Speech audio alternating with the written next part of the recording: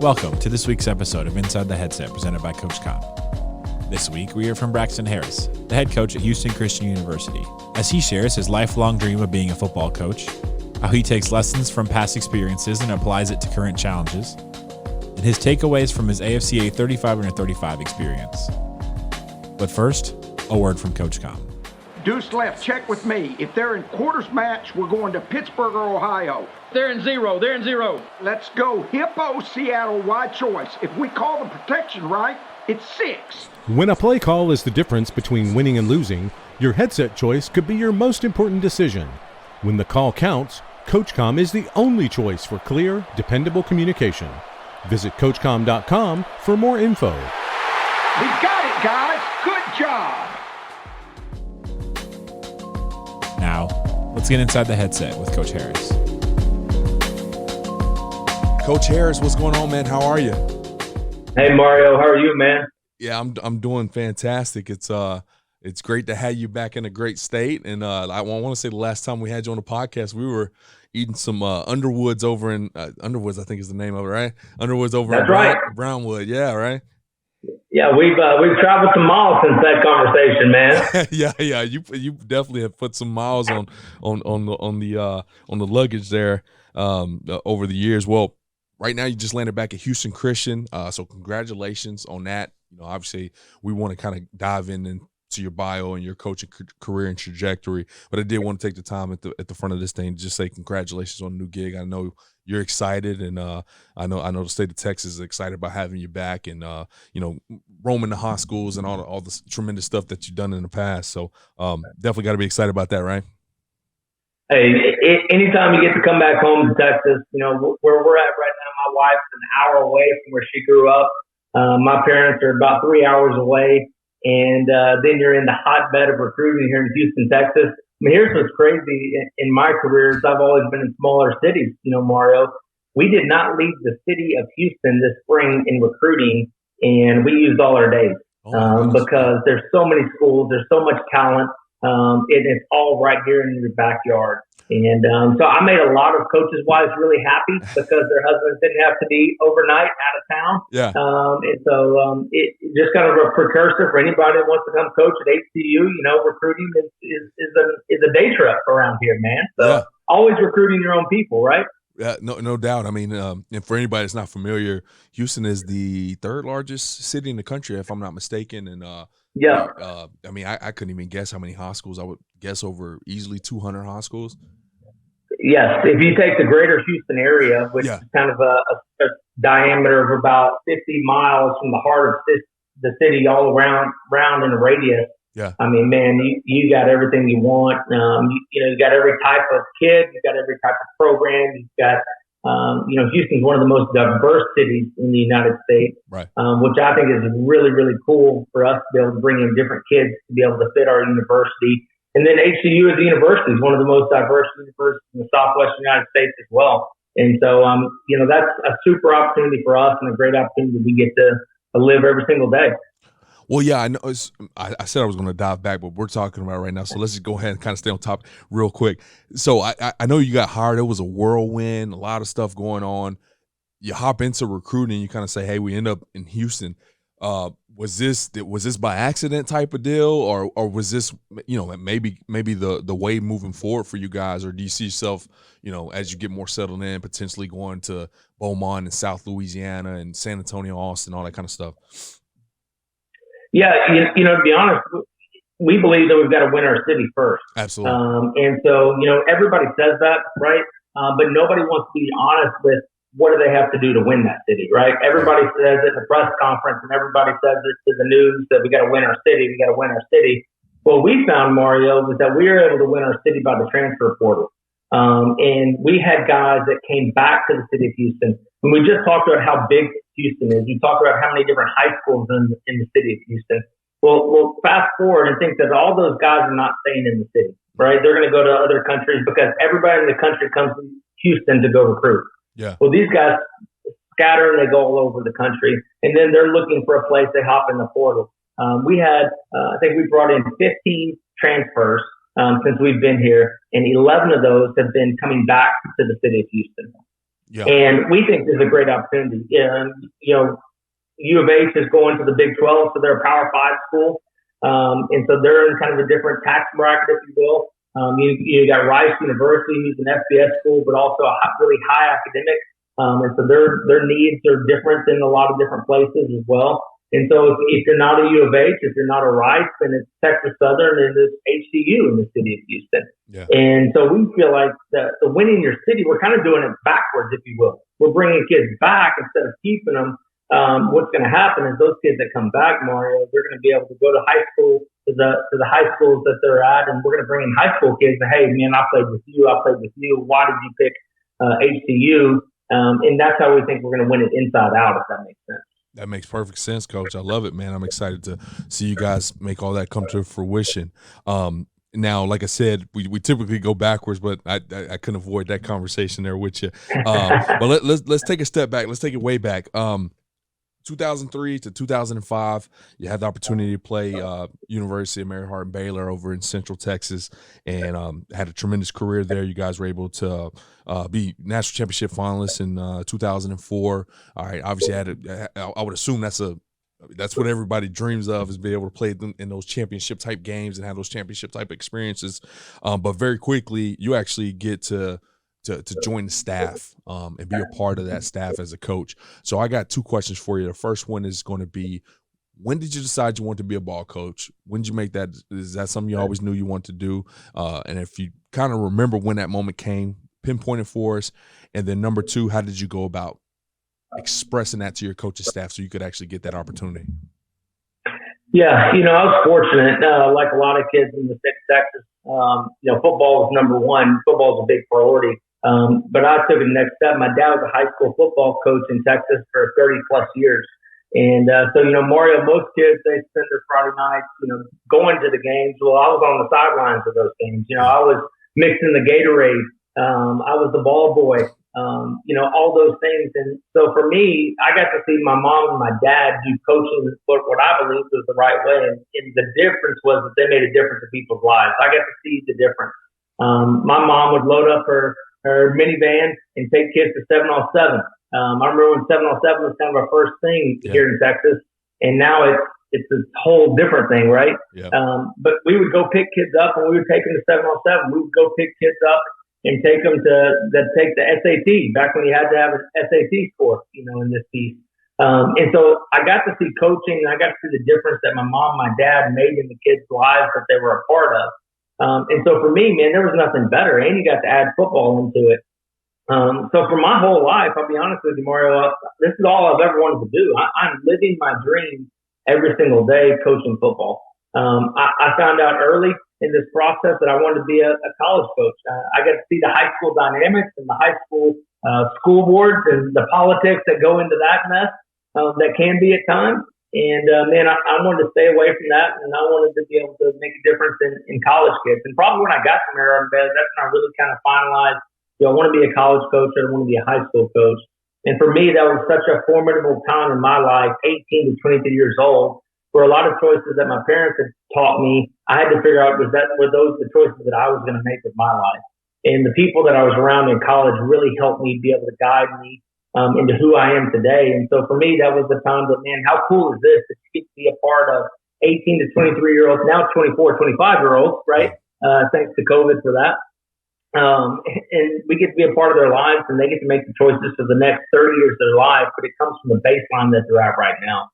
And so, man, I was a kid when I got walkie-talkies, Mario. I played offensive coordinator and defensive coordinator. I didn't play cops and robbers. Yeah. And so for me, this is the dream, man. And I don't know that I can do anything else on top of that. Maybe sell insurance. I don't know if I can do that. Sit behind the desk. I don't know, man. Yeah, I'm limited. I don't see not having that itch. You're too good at what you do there, Coach. Now, so you knew this your whole life. Get there, Mary Hardin Baylor, have good experience. How did you go about getting that gig? When did you express that want to join the staff? Yeah, during my recruiting process, that was a big piece to me. When I was coming out of high school, I wanted to be able to go to a school that would allow me the opportunity to GA. I remember Army came and sat down and talked to me in Mahia High School. They came all the way down to Texas, and I thought it was really cool. And I'm sitting there talking to the coach, and he said, in the Army, once you're done playing, you can go practice what you're going to do for the next 3 years of your life before you go do it. I was like, that's awesome. He said, you can do anything, engineering, blah, blah. And I said, well, I want to coach. And he said, yeah, you can do that. So I can do that for 3 years. He said, you can do that for 6 months.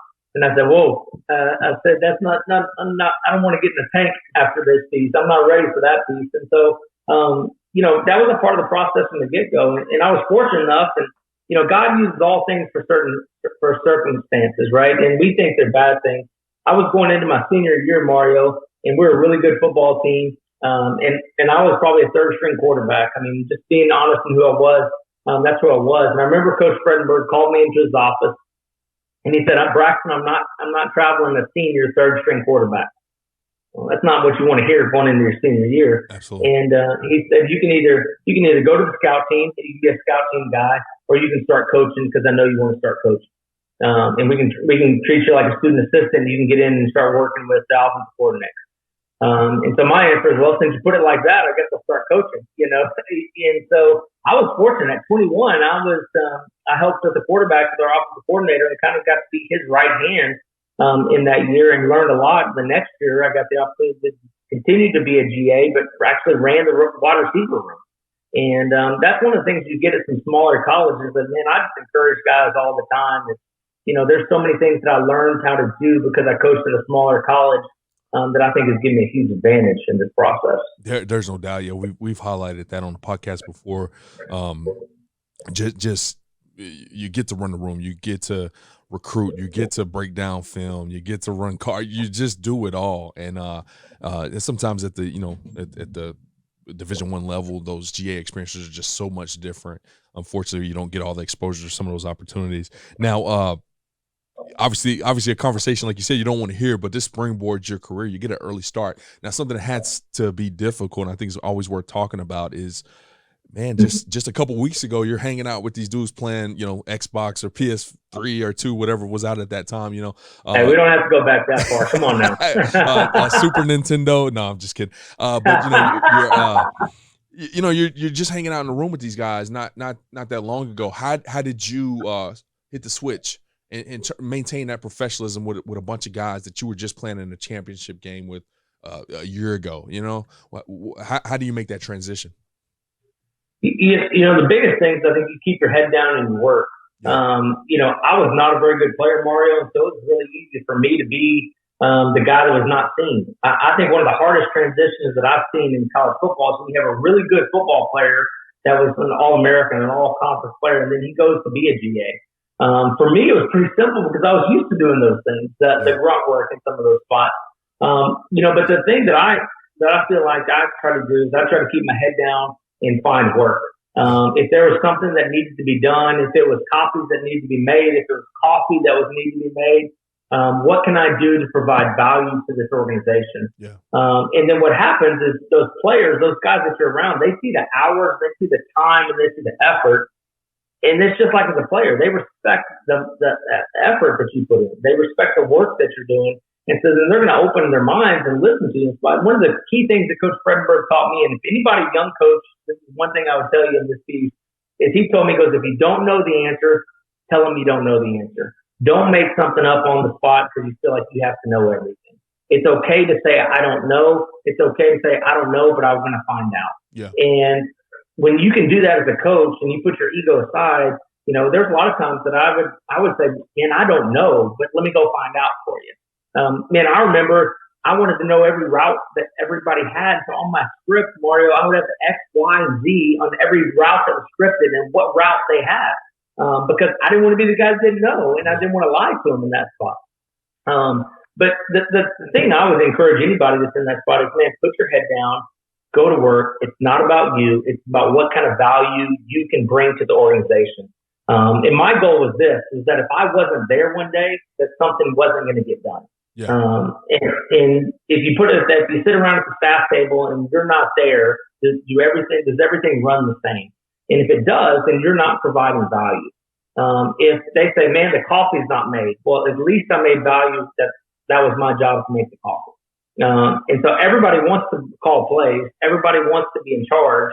But the first thing you do in that piece is you got to create value. And you got to create value for yourself, for the organization, in whatever role that may be. And the easiest thing to do is find the one that nobody wants to do. Yeah. Find the one that nobody wants to do. Be great at that role. Create value in that, and people are going to see that. Amen. I mean, if we could end the podcast right now, I think that's a huge nugget right there. I think is worth hearing. You know, if your absence is, you know, not known because you're not having that much of an impact, and you probably need to readjust. That's awesome stuff, Coach. Now, you had the opportunity to work there for 3 years, and you may mention that you really want to be at the collegiate level, but you actually go and take an opportunity where we kind of have some commonalities at Waco High School in 2010, and you have this 1 year of high school experience in a great state. Why did you take the role? Number one, and number two, just talk about how special Friday Night Lights is in Texas. Yeah, so number one, I was just coming out of Maryland being a GA, and I was going to get married in that March. And my wife had gotten a job at my future wife had gotten a job at Scott and White Hospital as a NICU nurse. And it was her dream job. Her whole career, that's where she had done her residency and done all those pieces. And that was a dream job for her. And I wasn't quite sure where I was going to be or what it was going to look like. And I just told her, if you get the job, take the job. We'll make it work as far as what we're doing. Yeah. I backtrack to this is, man, I came from a GA at a Division III school that was playing for national championships, Mario. And I thought when I got done, I thought everybody in the country would be wanting to know what I have to offer. Yeah. And I got 3 phone calls from colleges when I left Maryland Baylor. Yeah. And I just say that to say, man, how important and how thankful we are. We all see the jobs that we have because this is an incredibly competitive world that we live in those opportunities. But got the opportunity to stay in that area. Danny Ramsey, the head coach of Waco High, he took over for Johnny Tusa, which, man, Johnny Tusa is a legend in Texas. And my dad actually coached with Johnny there at Waco High. And Marty Herbst was the defensive coordinator for Johnny Tusa, and he stayed with Danny Ramsey. And he and I had a relationship, and he had a job, and I was able to go do that. Matter of fact, when we first got married that spring semester, Mario, I was an 8th grade social studies and science teacher. For that semester. So I just got done playing in the quarterfinals in December, and in January I was in an 8th grade classroom, and they were calling me Mr. Harris. It was like, this is weird. But you know, that's, again, I tell that story because it's part of it, because everybody thinks that the story is going to go from A to B to C, and man, that's not always how it works. That's right. And just because you have something that you see as a setback doesn't mean that God's not using that in a different way to set up your career in that spot. And, you know, the big thing is find work, you know, and that's why I kind of went back to the GA is find work in that spot. So I was able to go to Waco High. Man, we made the playoffs. What a great experience. We had some really, really good football players there at Waco High, just like they always do. And in high school football in Texas, we actually played Alito. Jonathan Gray was the running back at Alito at the time. Yeah. And we went to Alito and played in the second round of the playoffs. And, man, that was an incredible experience. What a great experience, atmosphere for football in Texas in November. And I remember Jonathan Gray was walking the field, and I didn't, you know, you'd heard about him, you knew, and he just had T-shirts on, T-shirt and shorts. I was like, that's him. Trust me. I know that's him right there. He's a different specimen right there. Yeah. And so, you know, Texas high school football is so cool. You know, and the coolest thing about it, you know, everybody gives it a bad rap sometimes, Mario. The neatest thing about it is that people care. That they care about their kids, they care about their youth, they care about the atmosphere and the experience that they have, and you know they care passionately. You know, and sometimes, man, I just think we got a society sometimes that just kind of sits back and I don't want to support the wrong thing, I don't want to say the wrong thing, and in turn we don't do anything. And with Texas high school football, man, you support your team passionately every Friday night, whether you're in the band, you're the cheerleaders, you're the drill team, you're the managers, you're the equipment people, you're the video people, whoever it may be. And, man, I think that's what just makes it so different. Yeah, no doubt about it. It's very special thing in this great game. And I can attest, I was over at Carver, if you remember that middle school, and I was the PE coach. So at least at least I was able to get called coach, and then be able to coach there at Waco High School. Now You're married. You do a year at Waco High School. Talk to us about how you get back into the collegiate game at Texas Lutheran. Yeah, it goes back to relationships. At Andy Padron, who Andy's now the offensive coordinator at Mary Hardin Baylor, and done a great job everywhere he's been, from TOU to where he and I coached together, to Bowling Green, to DeSoto High School, now to back to Mary Hardin Baylor. He and I were in each other's weddings, and we were in college friends coming up at Mary Hardin Baylor, and his dad was interviewing for the TOU job the year before when I was coming out of Mary Hardin Baylor, and Danny got the job. And Andy went as his offensive coordinator, and so I didn't go that year. Jennifer had to get a contract signed, and it was 3 days after Danny got the job, and so I had to turn him down that first year that I couldn't come to be able to stay and make sure our family had income. Really, at the end of the day, man. Yeah. And he called me back and he said, "Braxton, I'm going to create a position for you. I want you to come. I want you to do this. I want you to coach on the defense side of the ball, and I want you to handle the recruiting." And, he told me this, Mario. He said, "I'll pay you $36,000, and I just want you to know it's fundraised money. It's not coming out of the salary budget." He goes, "So, Braxton, I can't promise you that I'm going to have the money at the end of the year."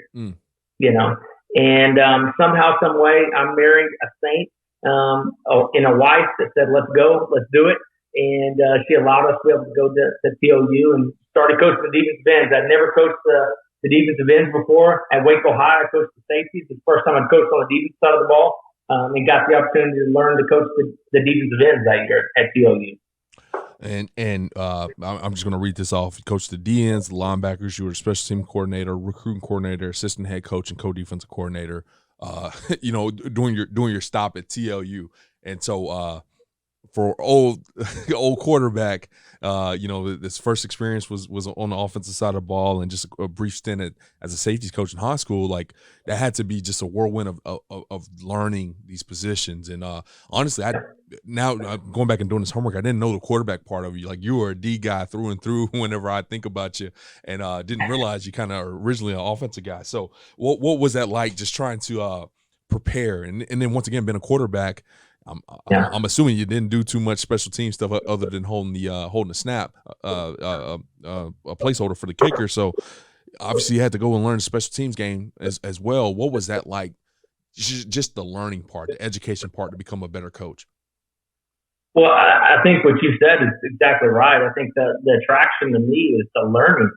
It's the growth. It's the learning new things. I look for it anywhere I could find it, man. If there was somebody talking about defensive play, if I could YouTube it and find it, I was looking for anything in that spot. And then there was so much just, for me, there's just so much, okay, here's your thought, here's your theory as a coach, that this drill is going to be a good drill, it's going to help your kid. Now you go execute it, and now you go back and you evaluate, well, did it achieve what I thought it was going to achieve? And man, I'll be honest with you, that time at TOU, that was 6 years there. What a growth and learning process. Yeah. And I, everybody always says, well, who did you mentor under? Who was your mentor? Who taught you this? Man, I learned trial by fire. I got in and had to learn quickly. And I learned by watching the film on Sunday afterwards and go, man, what I did right there did not put that kid in a very good position to be successful. And there's nobody to blame but me in this spot. And so accountability is something that kind of going back to Coach Fredenberg. He always wanted us to be accountable. He always told us you're either coaching it or you're allowing it to happen. And I had to evaluate, am I doing those things in those spots? And that's what we were able to go do in that spot, is to be able to learn and grow. But, man, I loved it. Man, it was so much fun to be able to get out on the field. Coach Padron was so good to me, Mario, because he gave a young guy an opportunity to go organize a drill, film it. Just think about this. When you're 26 years old, you're running the drill. You're making sure the video guy films it the right way so that you can get what you need out of it, right? And then you got to go break it down. You got to organize it. Now, at Division III level, we had 150 guys with probably 6 coaches, right? And so you got to organize. How can you get those 150 guys, or let's say 120, because of special teams drills, O-line and quarterbacks don't mess with that stuff. How do you get them organized and know where they're going quickly and efficiently so that in a 5-minute period, you can get something out of it worth your time? Yeah. And I go back to those experiences, man, that's what everything I go back to goes back to those and learning it that way and trying to do it that way. And how can you get better? You pull it up on film and go, man, that sucked. That was not a good drill. Like, that was not what I saw at all in those spots. Yeah. And so, I think there's a lot of value in going fast and skinning your knee. You're going to fall down, you're going to skin your knee, but you got to pick yourself up. You got to keep going. You got to learn in that process. Going fast and skinning your knee. That's a great way to put it. Now I'm going to ask you this question right now, because I can only assume this answer, but we're going to look at your whole career real fast for this question. Every place is special in its own right? Howard Payne was your first opportunity to be a head coach. Waco High School, you know a lot of these guys. Your dad coached there. Mary Harlan Baylor's your alma mater. But then you got this TLU spot where you had a ton of different experience. A guy rolled the dice on you, raised some money just to keep you around. When you look back on your career, what spot is like not necessarily better than the other? Which one is that place that's kind of special to you and that you always hold close to you? You can't make me choose that. Come on now, huh? That's like choosing your kids. Which one's the favorite, right? I guess not necessarily the favorite. I mean, even like I look back on my career. I got married in 2014 at a certain place, and got promoted. All this kind of stuff. It almost seems like Texas Lutheran was really like a just a major stepping stone in your career. As I look at it, I'm assuming that is, but I could be totally wrong. Yeah, life was simpler. That's for sure. Yeah. You go there, and it was Jennifer and I. When we first got there, then we had 3 out of 4 of our kids were there, born in New Braunfels, in that area. We're fortunate enough to win a conference championship. We're fortunate enough to go against my alma mater in the playoffs. Yeah. And come up, 7 points short in the first round of the playoffs. And like you said, you kind of got to figure it out yourself in that spot. I got the opportunity to coach with my dad. He coached for me there at TLU during that time. And so, man, that's a very, very special place. Yeah. But one of the things, and this because you've lived this, man, it's so cool in this lifestyle that we live, man, is to see all the different people that God places in our lives along the way. Yeah. And, and just see how people, God has certain people in your life for certain times. And, you can do it in your career. I know we've talked about it. Is you can go back and go, man, that person at this school and this person at this school and this person for my kids at this place. And, man, it's such a cool life that we get to be able to live because you just get to see – because, man, we're dependent, right? Like we are fully dependent upon what's there and the people, and we're all in on those people because that's all you got at that point in time. And there's something sweet about that. You know what I mean? That you have to have that dependence, and it can't be what you do and how you make it. And you're kind of at the mercy of other people being kind to your kids and your wife. And, in this piece, when you do those things, man, those people are just really special to you because they take care of your people in those spots. That's exactly right. Now, speaking of special spots and special opportunities, 2017, you get the opportunity to be a head ball coach for the first time.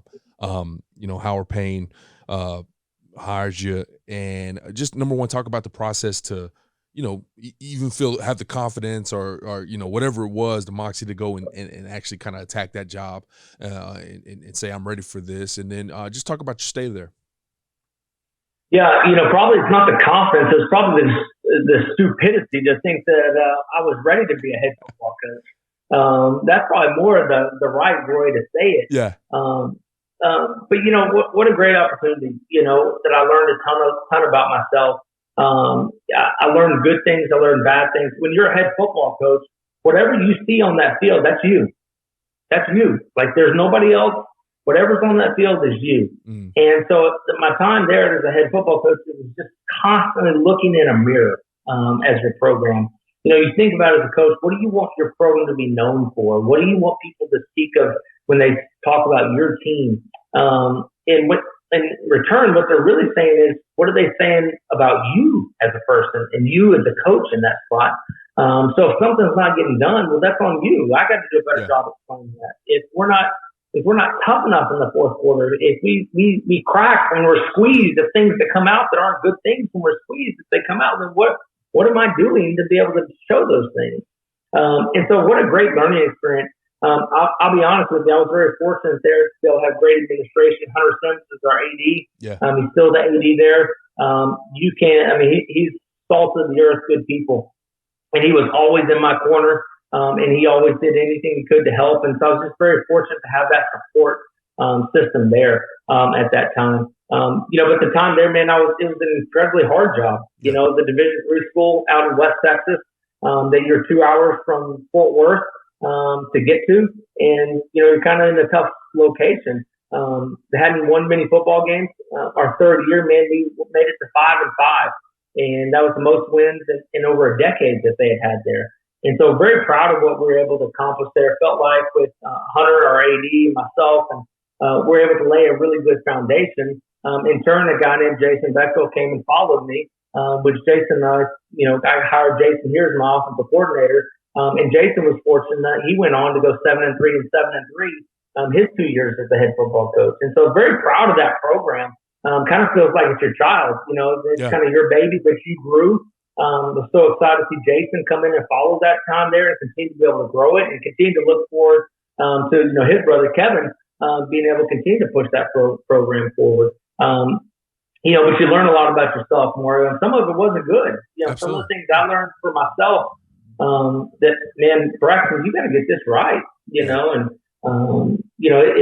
I heard the head coach of Notre Dame talk about the other day about family life balance and the balance. And he used the word blending, which I thought was phenomenal. Yeah. And I think I learned that as a head coach there, that there's got to be a blend. There's got to be a time to step back and step away. Because if you don't take care of yourself, then you can't take care of all the other people around you in that spot. Amen. Now, I would only imagine that, and this is going to be more of a yes or no question. I know I don't want you to have to peel the hood back on this one too much, but there's got to be some opportunities here that showed up here in the first, 6 or 7 months that you've been in Houston Chrstian where you reflect back on, those first 6 or 7 months there at Howard Payne and was like, yeah, this was really good. No, that wasn't very good when I tried this. I mean, have you been able to kind of use some of those moments to help you out as you starting this new job? 100%. Just to have sat in that seat before is a huge benefit.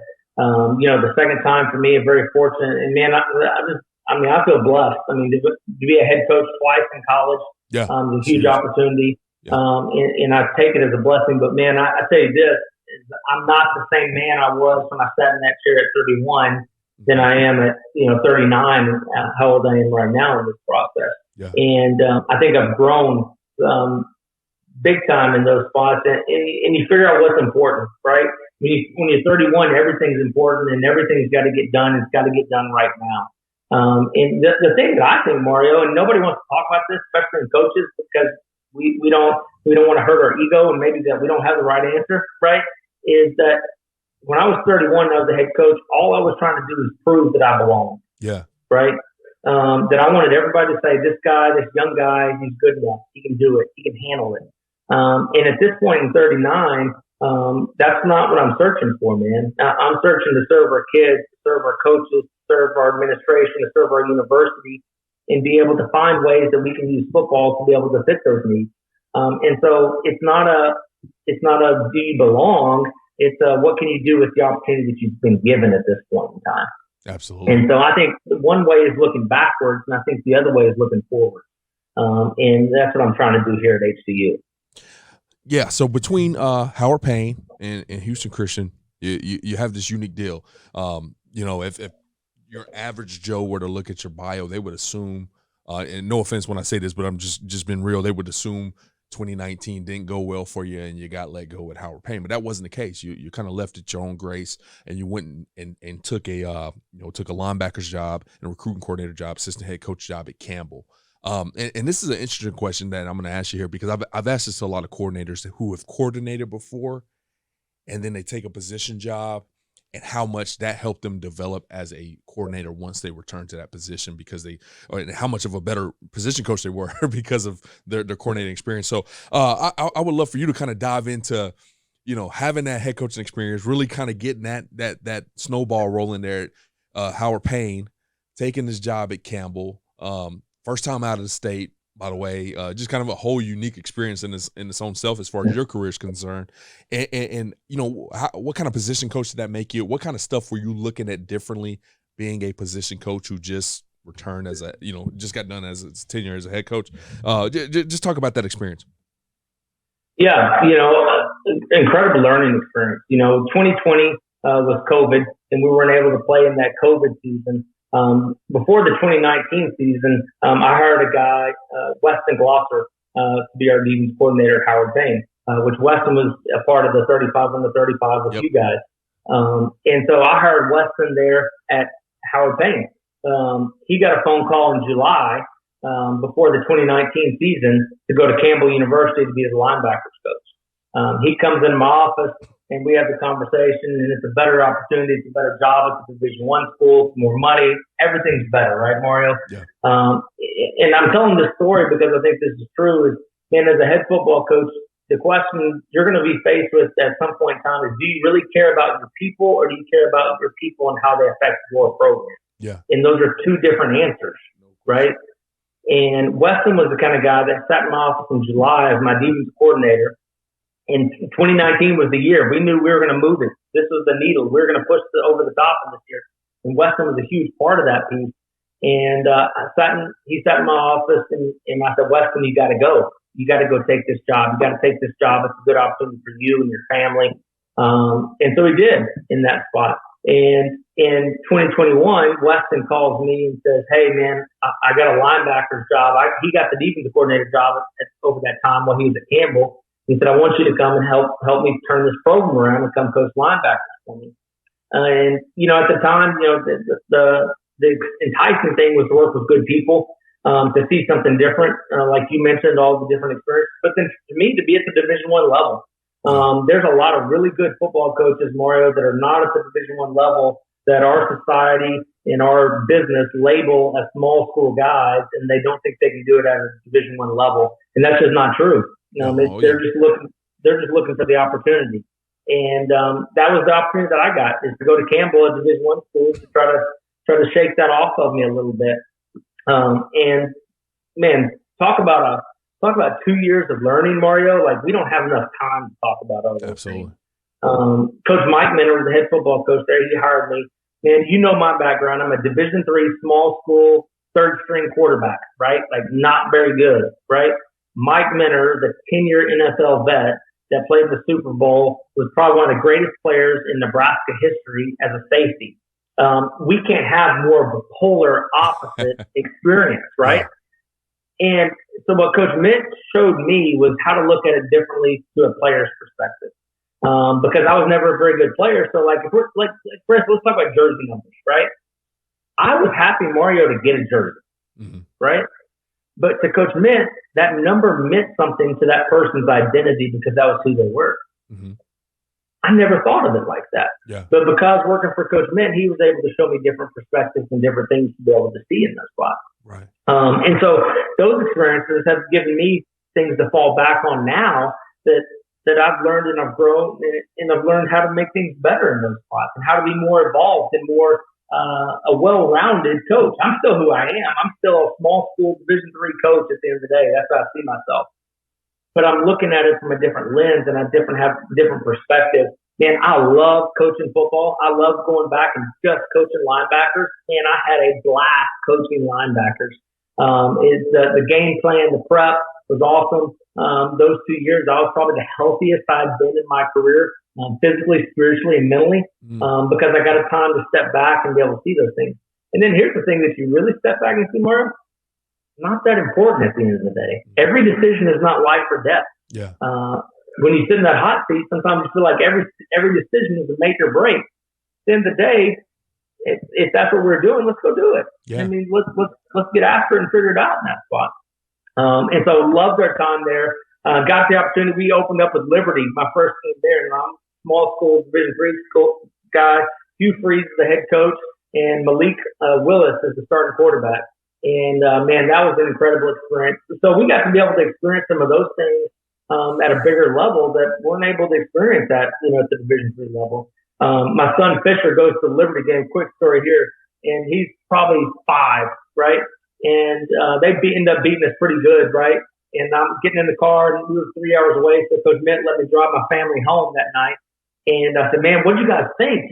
FBS football, how cool was that? And Fisher's like, well, it kind of got cold at the end of the night, Dad. I was like, yeah, it did chill off, a little bit. He said, but luckily those flames in the end zone kept us warm. And so they shot the flames every time they scored. Yeah. And so we did our part to help Fisher stay warm. There you go. But, those are the neat experiences that you get to have. And so for us, never having those experiences, Mario, we're just grateful for those opportunities. You know what's really funny in that story, and well, obviously what you said is funny straight up, but you kind of made mention everything is not life or death, and I'm sure you're right back in the car. He says that, and that probably made you feel a certain type of way. But God dang, what a perspective in terms of what you just said. And I know you weren't even saying those and kind of combining meaning, but like that's what he saw was just flames shooting up, not necessarily that Daz linebackers that's out there missing tackles on Malik, anything like that. It's just man, that's. Sometimes that family can bring that perspective back home. Now, the Pioneer Football League at the time, I think once you joined, they were a part of this huge transition. I was in the Pioneer Football League at Davidson College. We played Campbell, but Campbell has since then moved to CAA, I believe, maybe. The Big South, and they moved to the Big South. So now they're scholarship. So this is really your first opportunity, and you were the recruiting coordinator of kind of dealing with these scholarship things as well, right? This is your first time dealing with money at this point in time, right? Yes, sir. So once again, this is a huge learning opportunity of something you just hadn't dealt with at that point in time. Obviously, the transition moving from FCS non-scholarship to FCS a full scholarship was huge in itself. Some of those things. How did that help you grow and prepare you for this job? Where once again, you're dealing with scholarships now. Yeah, huge learning experience, as far as all the things that go into it, all the different departments, your athletic departments that have to be approved for kids to come to campus, all the paperwork. And so it was really a unique opportunity that I got to kind of step away from being a head coach, but then I also got to do some head coach type things, with the organization and stuff, putting all those pieces together, organizing the staff and getting them to go in the right direction. And being able to say, here's our implementation, here's what we're going to do. And I had to present that to Coach Mint, and he had to trust me to do what was best for our program in those spots. And so, I really loved it because I got the opportunity to do the things that I love and to organize and to motivate and to come up with a plan and go work the plan. But then didn't have to do it on every single decision that's made in the program in that spot. But it's given me the ability to come in here at HCU and say, this is who we are. This is our direction. Yeah. This is what it's going to take because I got to have those experiences. Yeah, and there's no doubt about it. And I was trying to pinpoint that Texas Lutheran been so special, but you kind of look at this Campbell thing and like what an opportunity for you to go and you said that you were healthier than ever, and not necessarily just physically, but emotionally and spiritually and all these kind of things, and you kind of got to really get some perspective on maybe how you could have handled Howard Payne better. Not handled Howard Payne better. You did a good job there, but you're right. Yeah. You're right, man. But, it's how you can handle things better for sure. Right, and then now you kind of get this refresh and get this tremendous opportunity to catch Houston Chrstian and catch this gig. So just real quick, how did it come about? How did you attack it? How did you apply for it? How did this job become yours? I got a phone call from their administration, kind of towards the end of their season, that they had expressed that they were going to kind of go in a different direction and asked if I would be interested in considering the position. And of course, being in Houston, back here in Texas was a huge opportunity. We were. And so we went through the process with them. Jennifer and I came down to interview together. I wanted her to be a part of that piece. I wanted her to see that aspect of it. And I say all those things, and everybody thinks I'm a really good guy because my wife's involved. Really, she's the better one. And so I'm just trying to get our best foot in the door, And so if they know Jennifer, I got a chance. You got a chance. If they know me, it's 50-50 at best. But we're able to do that process and go through the process. And it was a prayerful process. It was a process that you had to go through it. But to me, it was very clear from the get-go that we wanted to be here because we saw the opportunity that was here. We see the opportunity with it, like you said earlier, the rebranding of the university. We think it's a unique time to be at HCU. And then we thought football is just such a great opportunity. This program has only been playing football 10 years. Mm-hmm. It's a brand new baby infant of a program. And so you're in Houston, Texas. We talked about the opportunities that are here. We call it the city of opportunity because you can get every opportunity that you want here. Professionally football, you can do that here. You can be a professional in any kind of Fortune 500 companies. I mean, you got it all. The medical city. I mean, you got everything that you want is right here in the city of Houston. And the thing about Houston is, if you'll know this, if you've ever been here, Houston loves a winner, right? Right now, there is nothing but Astros here everywhere in the city of Houston. Absolutely. Because they won a World Series. That's their team. And, you look at all the other FCS programs, the majority of them are in rural, small towns, right? How unique is it that we can be at the FCS level and be in the third largest city in the United States? And all the things that we can provide kids are opportunities that they just can't physically get at other FCS schools. And so to me, there's a unique opportunity that we have here. And with our administration, Dr. Sloan, our president, who's a rock star, we had 15 spring practices, Mario, and he was at 8 of 15 practices as the president of the university. I mean, come on. Yeah, that's right. You don't see that. And he wants to know about the vertical passing game. How are we going to push the ball down the field? He's just phenomenal. So for us, it was just an opportunity that we were very hopeful that we would get this opportunity and very thankful that we were entrusted with this opportunity. Yeah, so you get the job. You said earlier in the podcast you're 3 hours away from where you grew up, hour away from where your wife grew up. You see your roster. The school is rebranding, a bunch of change happening, not just in your personal life, but obviously within the program itself. What are your goals? What did you sit down there and say, this is what I got to get done right now? What were kind of those 2 or 3 things that you had to go attack very quickly? Yeah, number one, you had to recruit your own players that were there on campus. Yeah. The very first day that I was there, I had a press conference, I had a team meeting, and then I had a individual meeting with 8 players that were in the transfer portal from HCU. And so I remember sitting in my office. It was dark. I mean, it was 9 o'clock at night, visiting with a kid that was in the transfer portal and his mom were in my office that night, talking about the vision of the program and how we felt like that young man could be able to fit in. And so the first thing is you have to recruit your own people that were on campus. And everybody sees there's different models, different ways to go about it. But I felt like the guys that already had things invested in HCU, that if we could convince them and get them directionally going in the right way, that was our best opportunity to win football games here at HCU. Yeah. Because they already had some attachment to the university in that spot. And so we had to go recruit them. The second thing is we had to go get a staff and put a staff together. And, there's 500 different ways that you're going to hear different guys put staff together. Mario, not one of these guys that I ever coached with on our staff. I'd coached against them. I'd been around them. I hired Eric Daniels, our defensive coordinator.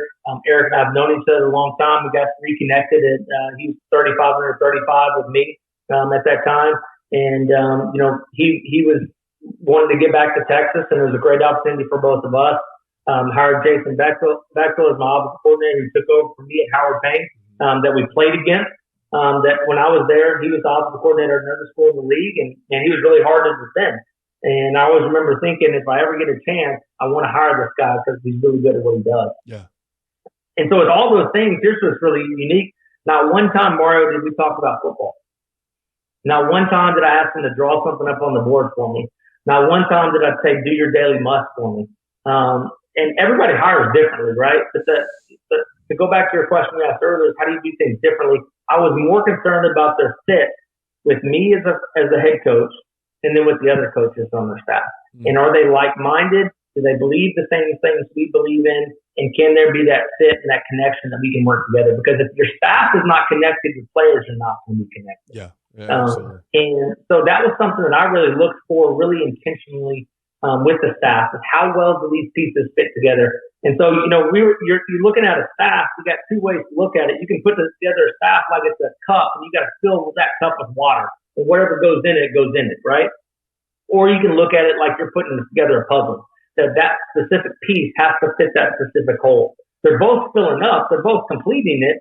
We just wanted to do it a little bit differently, and we wanted to make sure that the staff pieces were there that fit the puzzle pieces that made the whole masterpieces that goes in that spot. And so those are the top 2 things. And the third thing is we had to create an identity of who we were going to be. in this process. And the two things that we landed on that, man, we're going to be accountable in everything we do. We're going to be persistent in everything we can do. And we're going to do those two things with a great enthusiasm. And if we can do those three things really, really well, Mario, then nothing else matters. And so as a head coach, what that means is, does the decisions you make, does it help us be accountable as a program? Yes or no? Yes. Okay, I'm with it. If the answer is no, then it doesn't mean it's not for us. Yeah. It doesn't mean it's a bad thing. It just means it's not for us. And so that was kind of my guide as far as we went through this semester, as far as hiring coaches, what things you do, what things you don't do. Do they help us be accountable to each other? Do they help us be persistent and to be unrelenting in those things? And can we do them with a great enthusiasm because we believe that these things are going to make us better in those spots?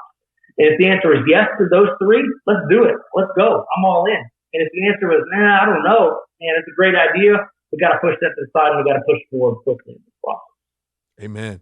Well, you mentioned 35 under 35, and you mentioned Eric Daniels, and that's a former teammate of mine. I don't know if you know that. We played together at Baylor. So me and him go way back. That 35 under 35 experience for you, I know it was a while ago, but clearly you were able to make a hire from a relationship that you fostered there. Just talk to us about that experience, why guys should be looking to apply for that, and what it's meant for you.